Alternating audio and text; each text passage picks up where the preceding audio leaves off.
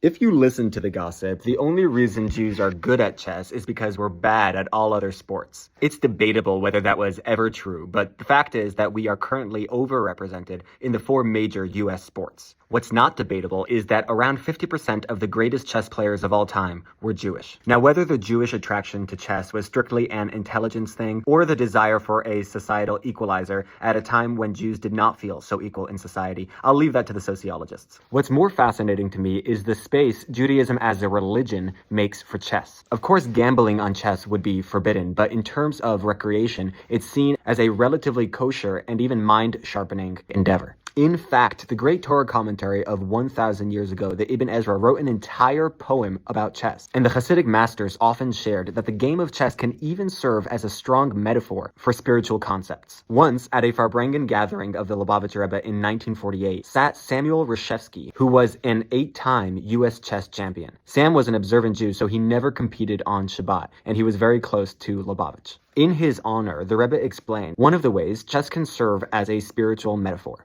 In this metaphor, the king on the chessboard alludes to God. The mission is to conquer negativity and envelop the world in godliness and goodness. Just as the king does not wage battle on the chessboard, so does God expect us to elevate society in a reality that God is not openly felt. The pawns correspond to humans, and the bishops, rooks, and knights correspond to angels. The angels are more spiritually powerful, and humans, like pawns, must take small steps forward. However, it's only the pawn that, upon reaching the finish line, the end of the board, can become a queen. Only via the very small actions of humans can the greatest spiritual combustion occur.